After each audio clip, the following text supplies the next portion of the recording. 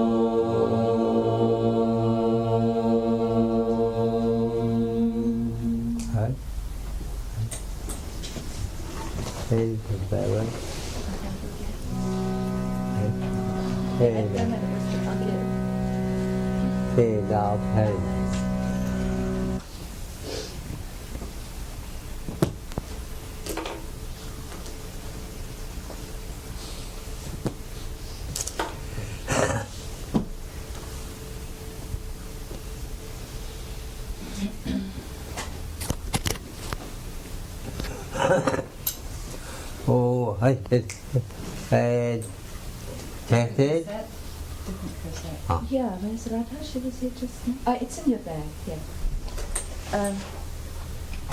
We had separate for recording, the chatting only. We may not have had. Do we have separate for? Hold on. Put the new one in. Put the. This is on the Mashivara. Not a new. This means. I think that's it.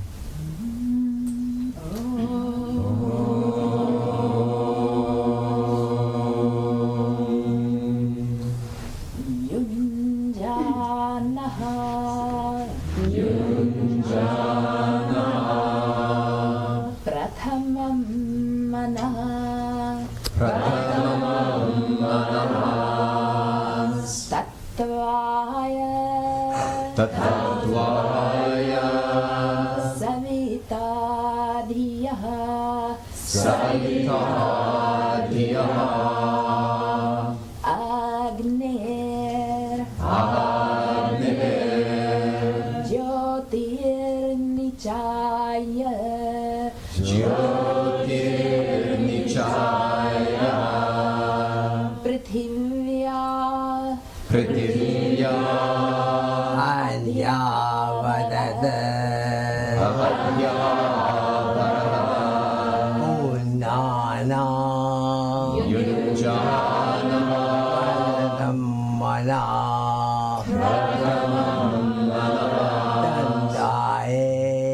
Satvaya Diya Satvadiya Angenu Diryaye Agner Jyotir Nijaya Angenu Agner Jyotir Diryaye Nijaya Prithivya Anya Badate Adya Bharata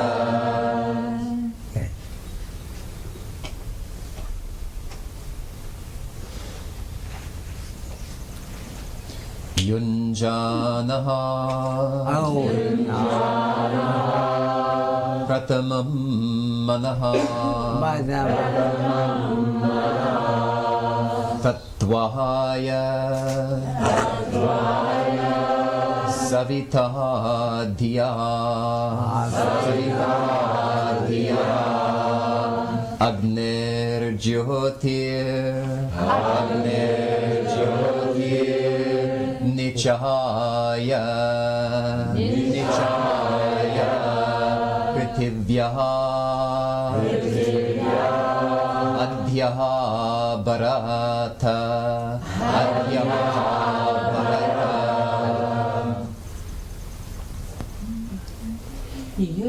Yunjana Pratamam Manaha Satvaya Savita Hiya Agner Jyotir Nichaya Prithivya Adya Bharata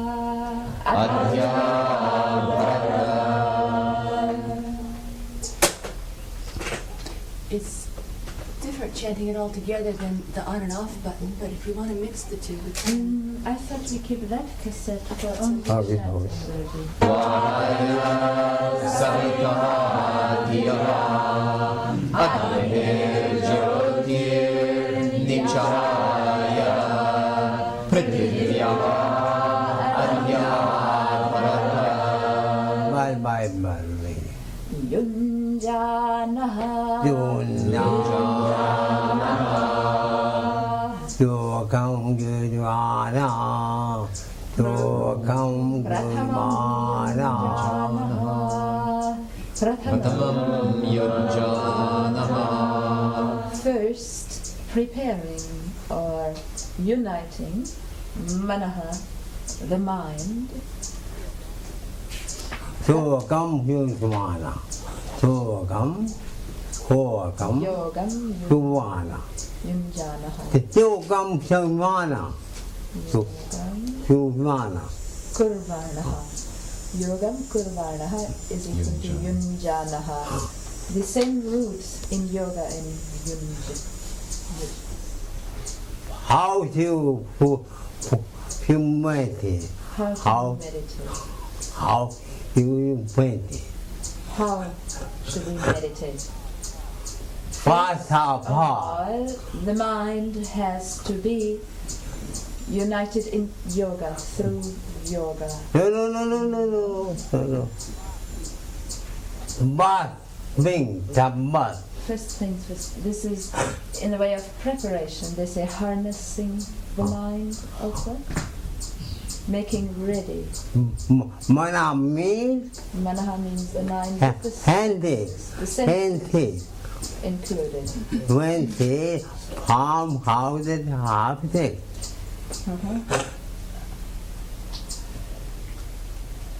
Then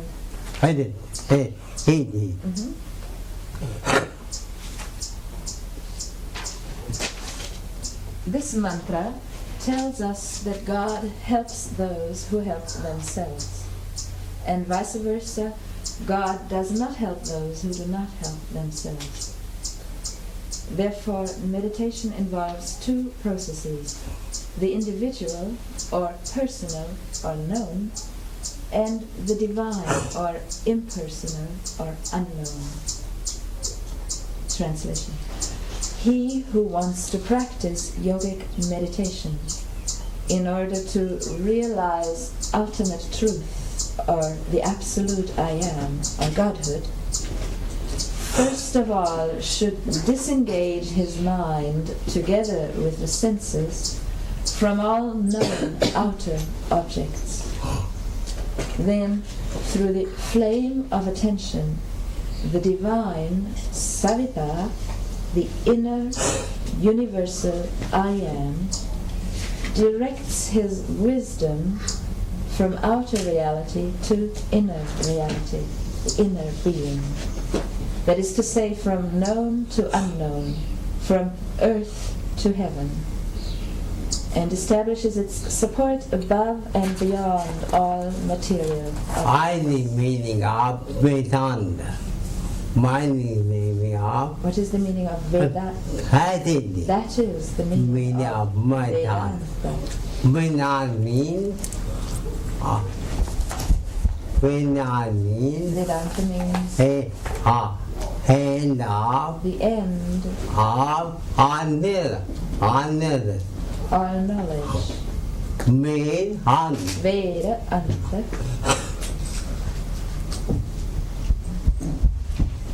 All senses, including mind, operate as fire. and they are fire. Fire, they are fire. As long as They are fire. How many feelings we have? how many senses do we have? How many? Five. 5 Sense. motor and 5 5 sensory and 5 motor. 10. 10. They are fire. They all are like fire. As long as they are preoccupied with outer objects, So long So you long. cannot meditate. one cannot meditate. Because the flame of attention, Jyotihi, Jyoti. Jyotihi, When mouth has it. is busy and engaged with outer material objects. Outer objects, including body and mind, are space and time bound, while inner reality, inner heaven, is beyond time and space. What is the cause of sorrow, suffering, and misery? Although the whole heaven is available to help him, why should a person suffer? The answer is that the whole heaven is available for oneself, provided one's mind and senses disengage from outer objects. You cannot fool you anybody. You only are young. You cannot phone to anybody whose telephone is already engaged. Otherwise it does not work. The ocean of air is available all the time, eternally. But if there is obstruction in the path of the breathing mechanism, that is to say, I feel. as I feel. as I do, or some foreign body, one cannot breathe, although the ocean of air is always available. It is common experience that in asthma, due to asthmatic obstruction, one cannot breathe in, although the ocean of air is there all the time. God cannot help. God cannot help. Yeah. Therefore, to obtain the feeling of the inner being, tatvaya, one should disengage all senses, including mind, from outer objects, which are space and time bound. Nobody can do that at the same time. In opposite Nobody can do this journey at the same time in two opposite directions. going out and going in. Going out and going in. So, but I is problem. That is our problem.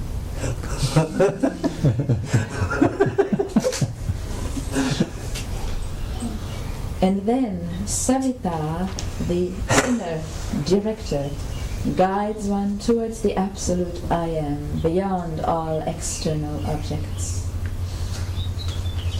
Yunjanaha prathamam manaha, harnessing the mind and the senses to feel the inner being, the absolute I am. First you have to be ready to find out the absolute truth. Tattvaya means for ultimate truth, absolute I am. Savita means antaryamin, or the universal I am. Agner Jyotir Nichaya, the light of the fire, means the flame of attention. Fire and light are both used symbolically for the senses and attention. Fire referring to the waking and sleeping state, conscious of external objects. External or internal, same one, mental. So, light refers to the flame of attention, that is to say, pure consciousness. To find out the light of the fire is to understand that pure consciousness is separate from the ordinary consciousness of the senses. This part of the mantra indicates discrimination between truth and untruth, the first of the 4 qualifications prescribed for the spiritual aspirant. Prathivya adhi means above all material objects, including body and mind, which are time and space bound, therefore material in nature. All external objects are constantly changing, therefore they belong to Maya.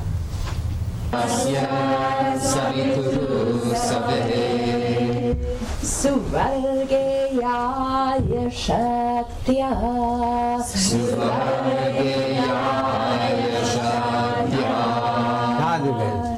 Yuktena Manasavayam Devasya Sarituhu Savahe Suvalgeyaya Shaktya Suvalgeyaya Shaktya. Okay. Yuktena Manasavayam Balina Devasya Savitu Save Devasya Savitu Save Suvargeyaya Suvargeyaya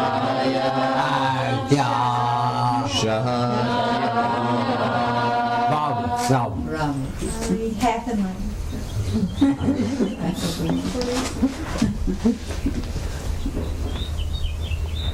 Should I read from here actually? With our mind engaged in meditation, so as to manifest the self-luminous, immanent, universal I am, Savita, we should vigorously endeavor for the attainment of supreme bliss. Yuktena Manasa, with the mind engaged in meditation, vayam we, Save Devayanga Tiva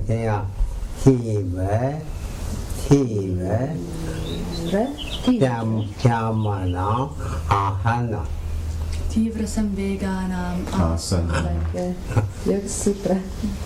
So Save means universal divine yajna. In that, Devasya Savituhu, the word is Savitri or Savita, same word, which is our immanent soul, the immanent I am or universal I am. Suvalgeyaya, for that supreme bliss, Shaktya, with great vigor and power. This mantra advocates constant and vigorous practice or abhyasa and vairagya, detachment and knowledge, which according to Patanjali form the most necessary requisites for success in yoga. These are Veda mantras, by the way, not original to this Upanishad. Hey, Veda. Again. Hi. Yuktena Devasya Savituhu Save Suvalgeyaya Shaktya Jananam Pradamam Manah Sarvaya Savitah Nirama Agner Jyotir Nijaya Prithivyah Adhyah Bharata Yuktena Manasahayam Devasya Savituhu Save Suvalgeyaya Shaktya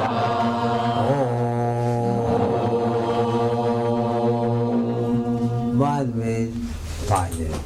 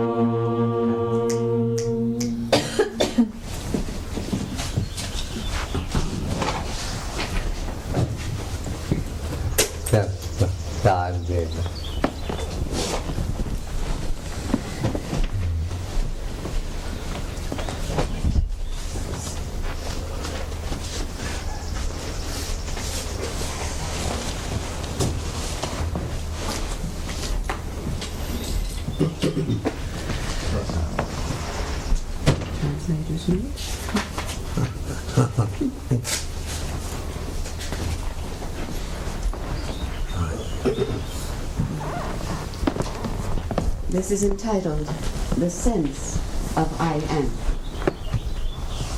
Questioner. It is a matter of daily experience that on waking up, the world suddenly appears. Where does it come from? Maharaj. Before anything can come into being, there must be somebody to whom it comes. All appearance and disappearance presupposes a change against some changeless background. Question. Before waking up, I was unconscious. Maharaj. In what sense? Having forgotten or not having experienced? Don't you experience even when unconscious? Can you exist without knowing? A lapse in memory, is that a proof of non-existence? And can you validly talk about your own non-existence as an actual experience? You cannot even say that your mind did not exist. Didn't you wake up on being called?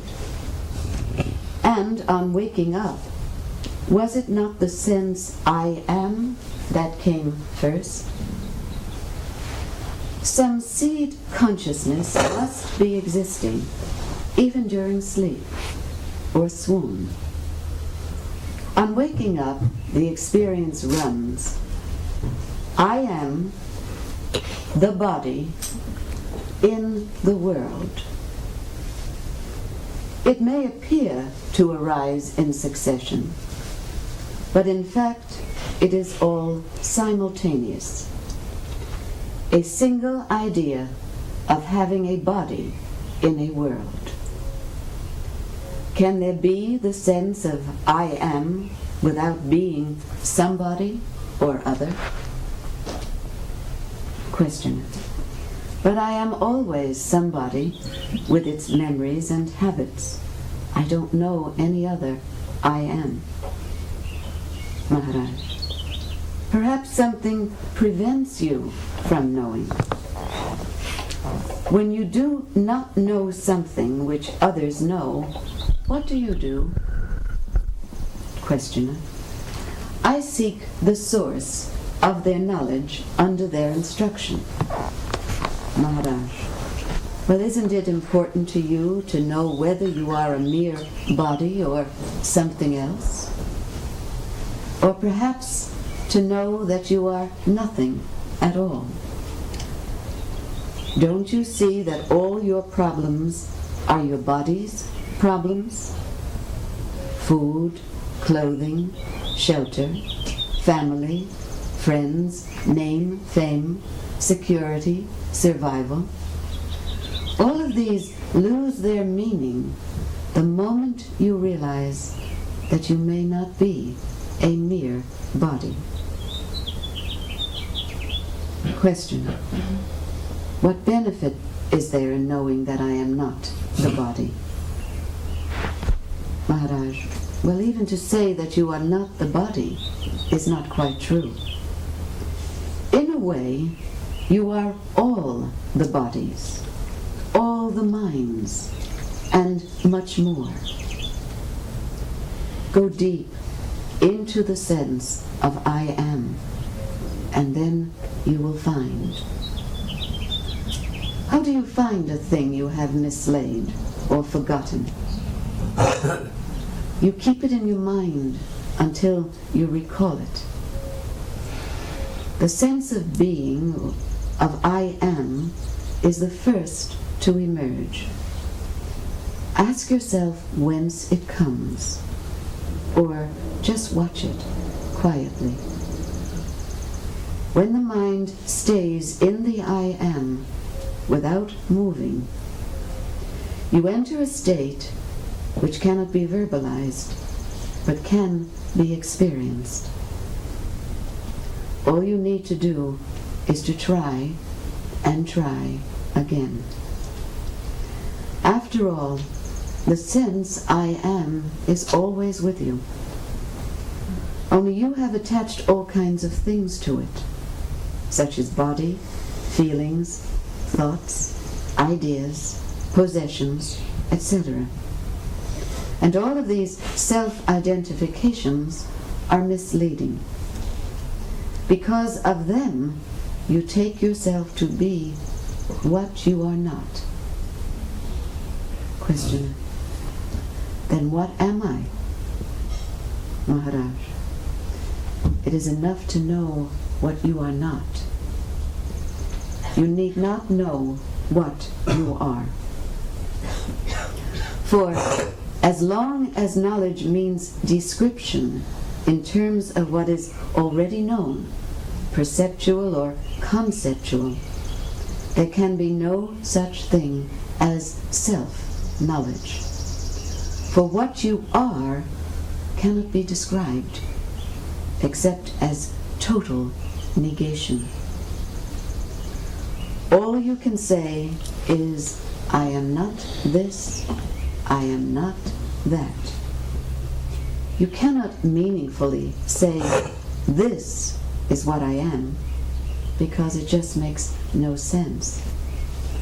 What you can point out as this or that cannot be yourself. Surely you cannot be something else. You are nothing perceivable. You are nothing imaginable. And yet, without you, there can be neither perception nor imagination. You observe the heart feeling, the mind thinking, the body acting. But the very act of perceiving shows that you are not what you perceive. Can there be perception, experience, without you? An experience must belong. Somebody must come and declare it as his own. Without an experiencer, the experience is not real.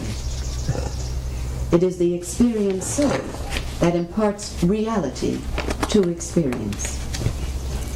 An experience which you cannot have, of what value is it to you? Questioner. But that sense of being an experiencer, that sense of I am, isn't that also an experience? Maharaj. Obviously, everything experienced is an experience. And in every experience there arises the experiencer of it. Memory creates the illusion of continuity.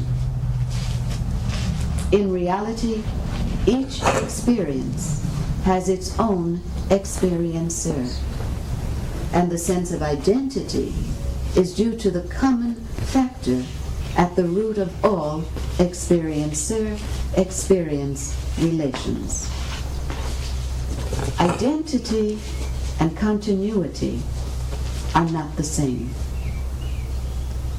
Just as each flower has its own color, but all colors are caused by the same light, so do many experiencers appear in the undivided and indivisible awareness, but each separate in memory, identical in essence.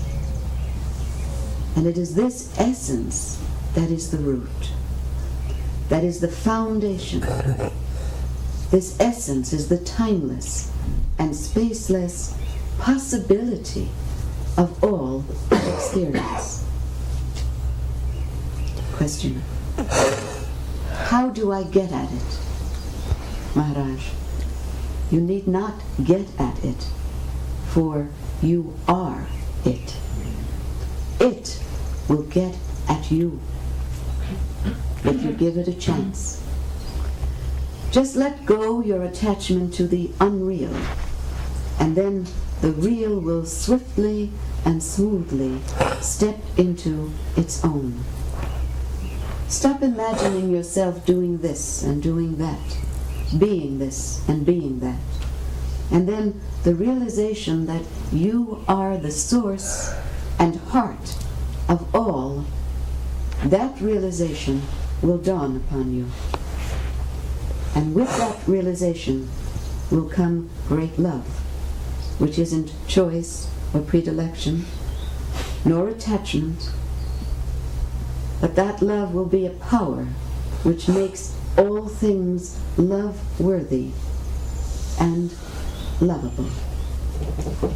That is the meaning of mantra. That is the meaning of that mantra. Sound. It's not there. Sound. Na mana mana andwae davidadiya and muti daye budebya ya badale. Boom. Any question? Any question? Any questions? I'm a little bit confused about directing your attention inwardly and outwardly. I've been meditating, focusing on you, and I believe I'm getting inside. And maybe I'm just getting confused by listening to the words, but... What do you mean by you? What do you My mean attention has been focused on your body. Not my body. Not my body. But my soul. Not my body or mind, but my soul. Soul and my soul is one. And your soul and my soul are one. Same thing. You cannot go. You cannot do at the same time. You have really it. You cannot go at the same time in two opposite directions. Be sure. Be sure about that. So is what I'm doing correct? We mean not my body and mind. But by you mean not my body and mind. You are I, is the same thing. You or I, it is the same thing. He said, there are two things. There are two things. The heaven The spirit, are I or I am, and matter and matter, and mind. and mind. Matter and energy. Matter and energy, Body and mind. or body and mind.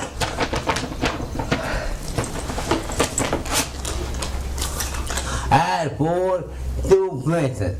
Therefore, there are two The method. methods. Positive, The negative, and positive.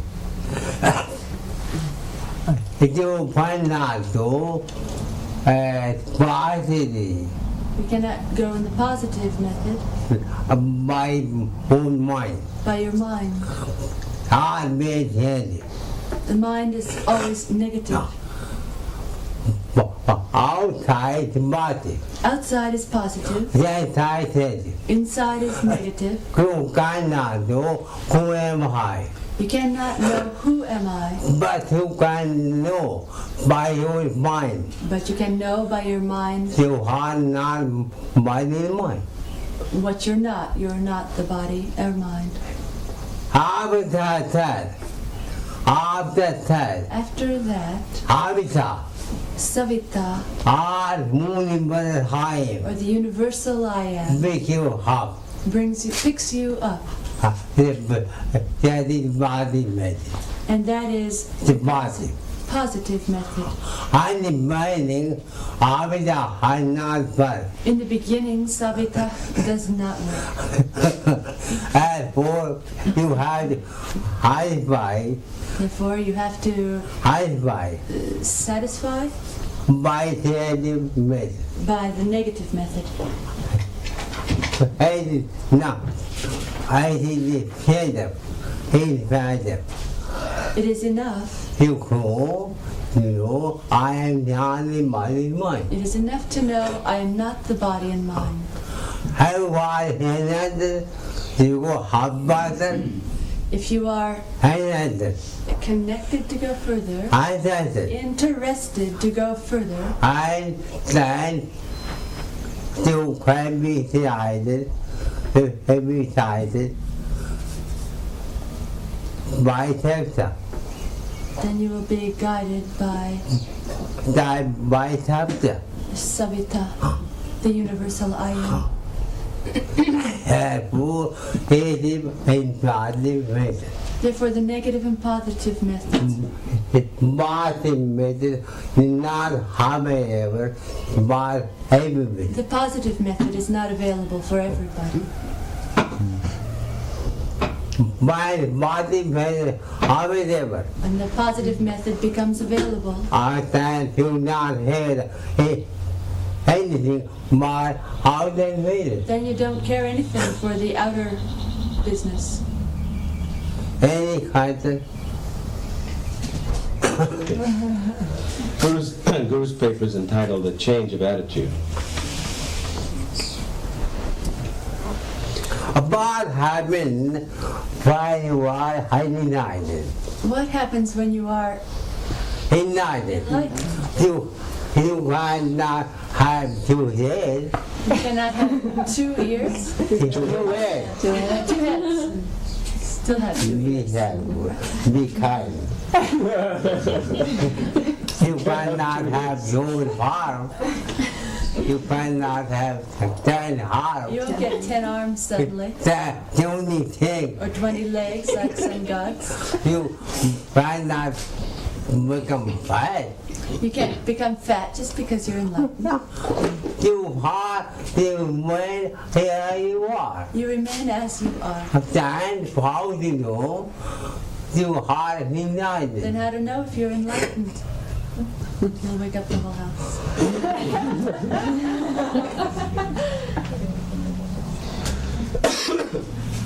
Many people think that when a man or woman is enlightened, for that person, the multiple world disappears like butter melting on fire.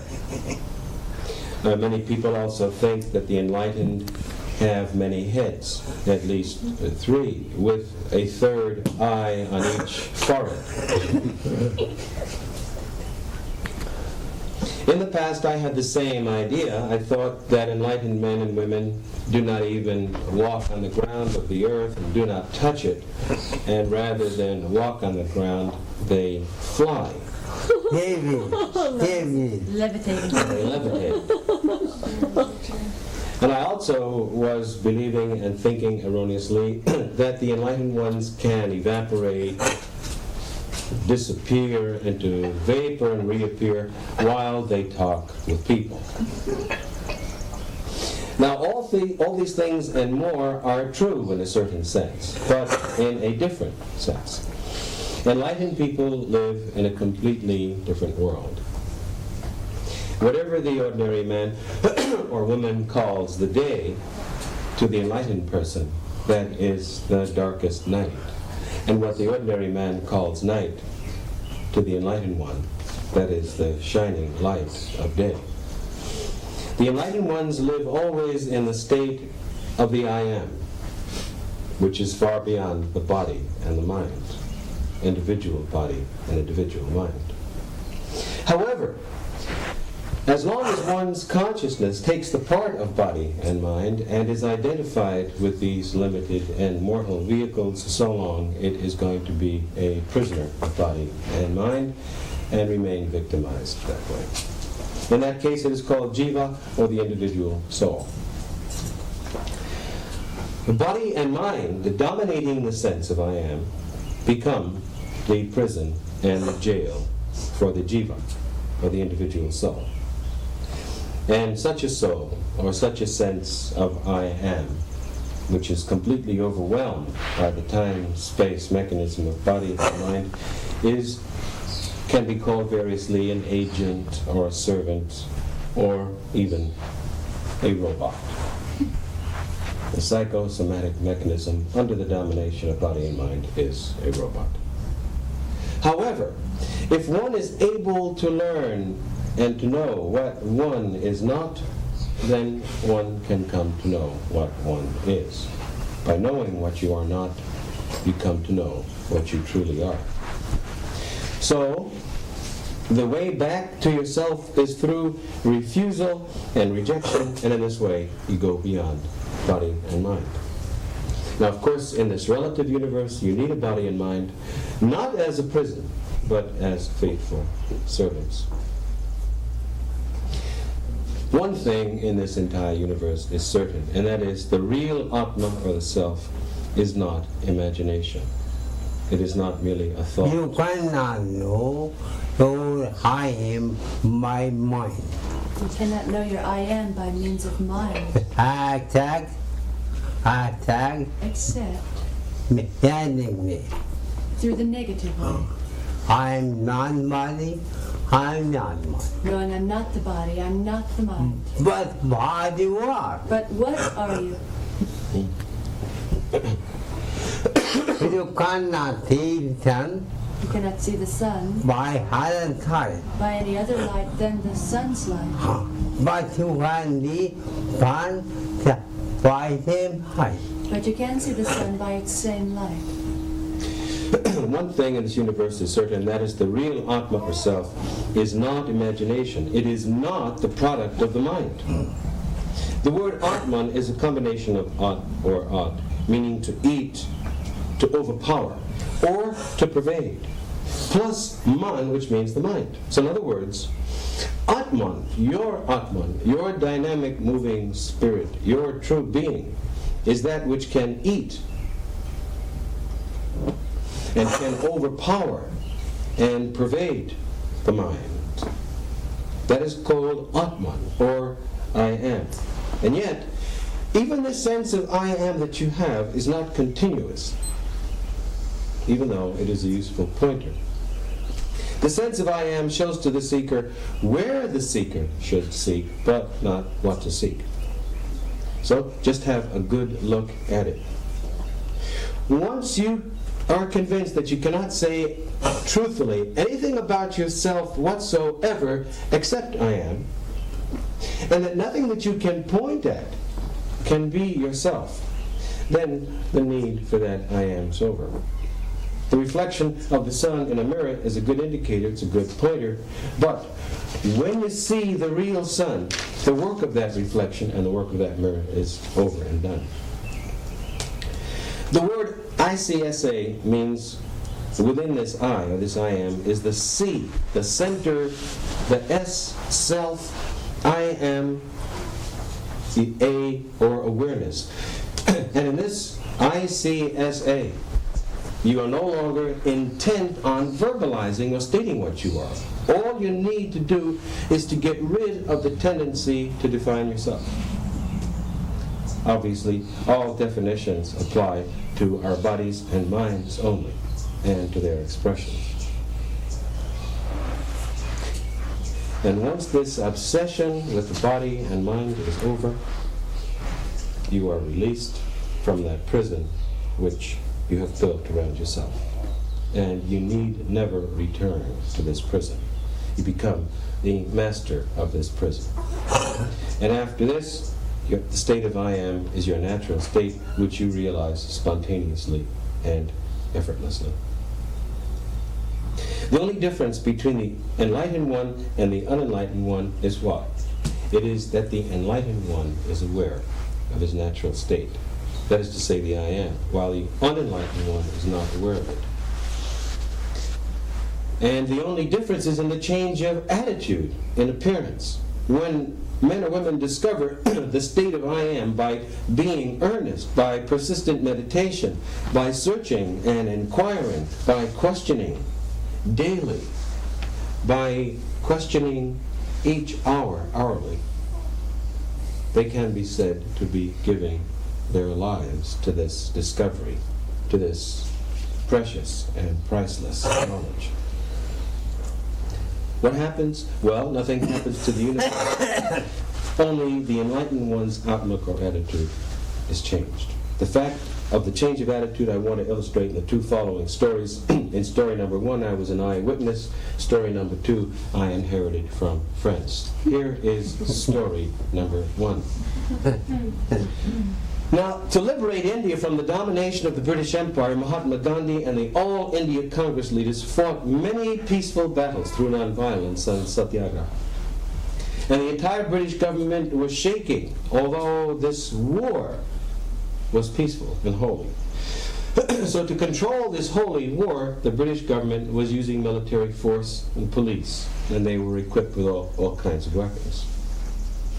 And frequently these leaders were jailed. And when prominent leaders were led by the British authorities to different jails, the military and the police force with their modern weapons lined both sides of the streets to protect against outbreak. And I've seen when Mahatma Gandhi and Jawaharlal Nehru and prominent leaders were carried on toward the jail, on the path for miles and miles, the military and police with their modern weapons were standing alert to control these leaders so they couldn't make any kind of revolt against the British kingdom that ruled India. Now, India won her independence from the British Empire and the British Parliament under His Majesty's government. They transferred power to India on the 15th of August 1948. And Jawaharlal Nehru became the first Prime Minister of India. And when Pandit Nehru was going to visit any part of India or foreign country, I have seen more than double the amount of military and more than 10 times the number of police with their modern weapons. They were standing on both sides of the road through which the Prime Minister was going to protect him. So before the independence of India and after it, the military and police forces with modern weapons were standing on both sides of the road. But the attitudes were different. Same police, but different attitudes. Before independence, they were standing against revolution, and after independence, they were standing to protect the same gentleman. So this was a change of outlook and attitude. So in the same way, before spiritual freedom, cosmic forces seem to stand against, in opposition to a man or woman, and after spiritual freedom, they stand to protect him or her. And here, by spiritual freedom, we mean the sense I am, freed from the domination of body and mind. Now here's the second story. King Akbar in the 15th century had become the Emperor of India. And he was a kind ruler, most compassionate to all of his subjects and to all living beings. And he had a very wise prime minister named Mr. Birbal. Now, Mr. Birbal wanted to please, the king wanted to please all beings and to make them all happy. And the king knew everything, but he didn't understand a couple of things. One of the things he didn't understand was the barking of dogs. Another thing that he was unsure about was the tone and tune and the way jackals howled and the way hyenas sang. So he asked Mr. Birbal one day, he said to Mr. Birbal one day, "Sir, why are the dogs barking? And why are the donkeys braying and the jackals howling? Can you explain to me?" Now, Birbal had gone to the Berlin school, and he said, "Sir," he knew animal language, they're all hungry. And the king said, "Oh, how much do they need some money to feed themselves?" And the prime minister said, "Yes, you're right." And the prime minister saw a wonderful opportunity to earn some money. How much do they need? Well, at that time, jackal food was in short supply, and hyena feed was hard to get. You had to go to Kashmir for that. So the Prime Minister Birbal said, "It's only $1 million. So the king, who had a big fund, granted that.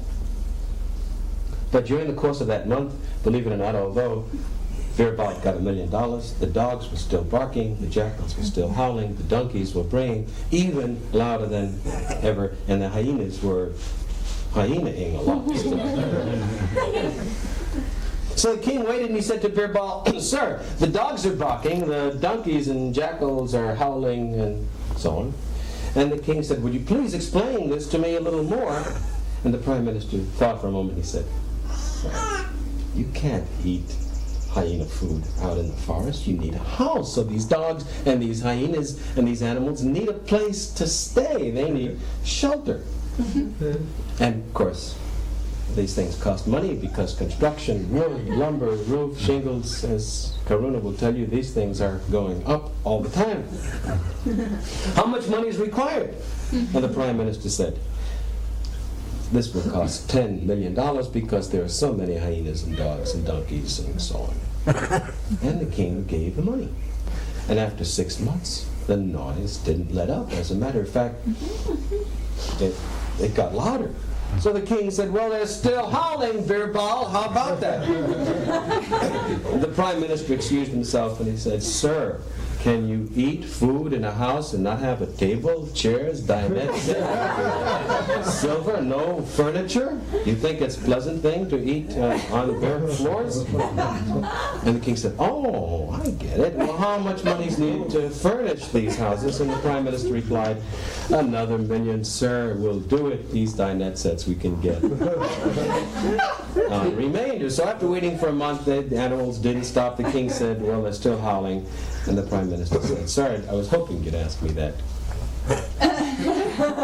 They're eating naked. They were eating naked. You know what it feels like to drop a bowl of dal on a naked body? They need clothes, sir. Anybody is aware of that. They're feeling very cold, particularly in the winter.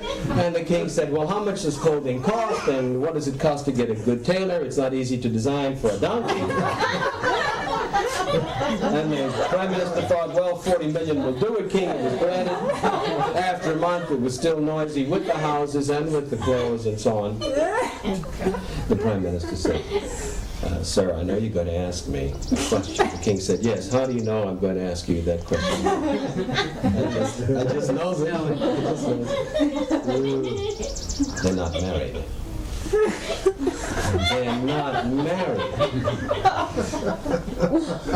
Men and women can accept the state of brahmacharya and restrain that impulse, but animals, they need an organized marriage. They need a little bit of connection, contact.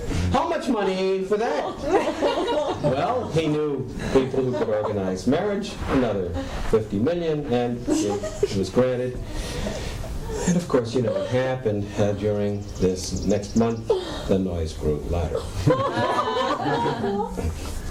The citizens are still howling, Birbal. So Birbal said, well, sir, they got married, and now the physical and mental conflict that naturally arises from a state of domestic bliss in marriage, that's coming up, and they need psychiatric hospital.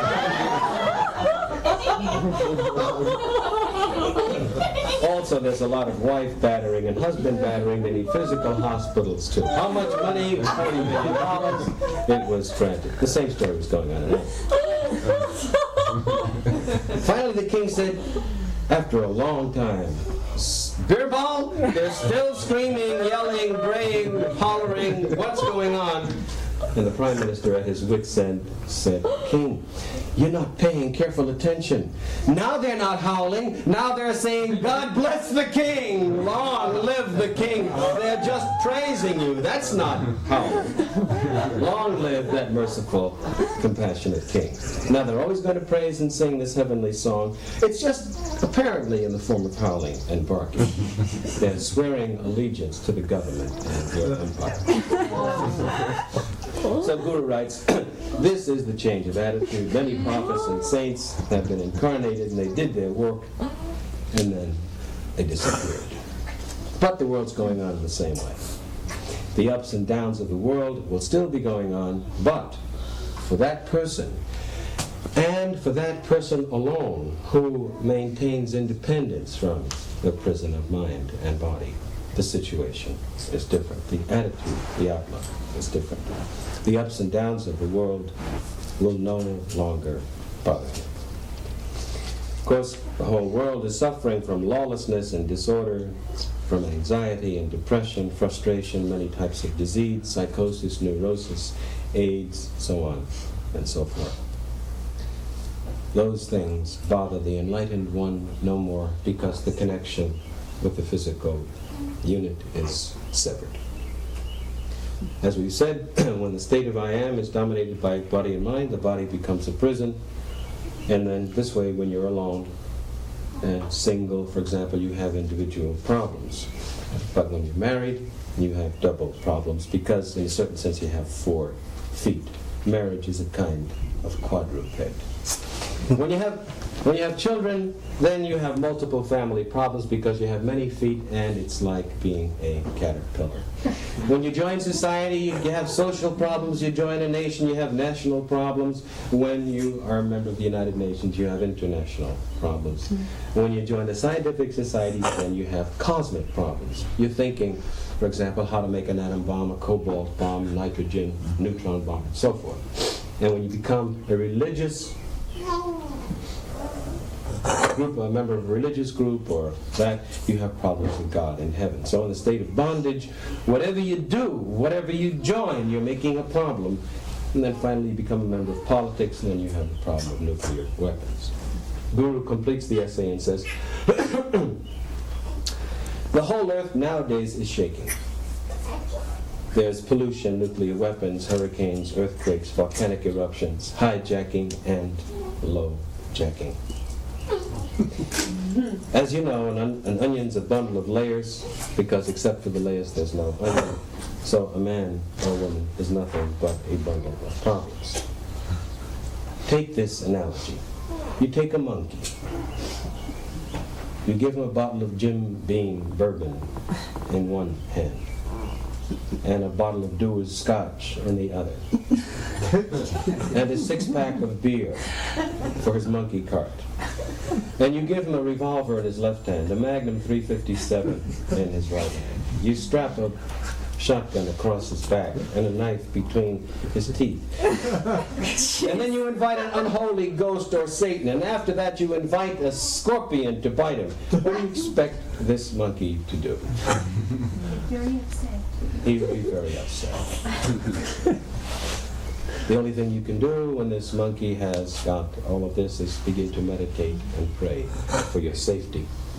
And you should meditate deeply. Guru writes, the time approaches when complete annihilation can be a fact. We have to be careful.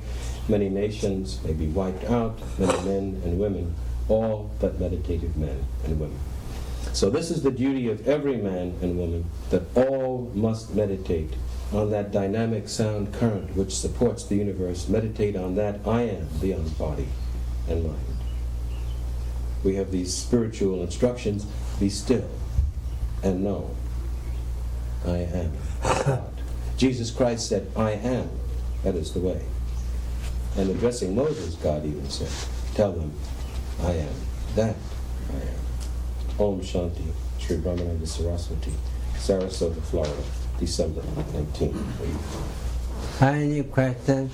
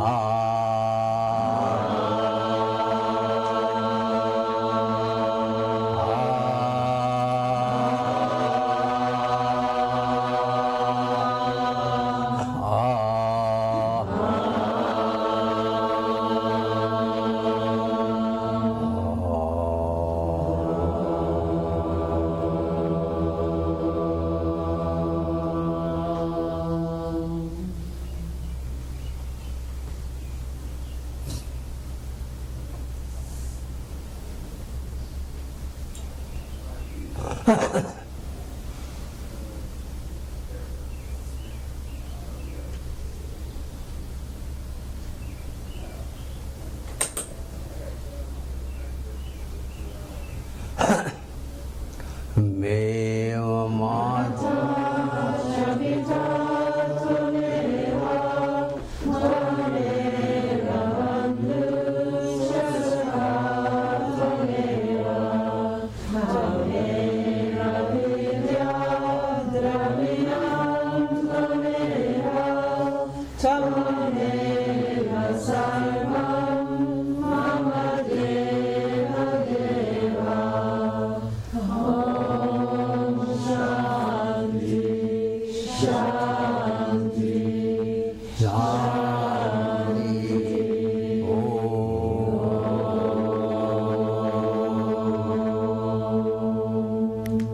Thank you.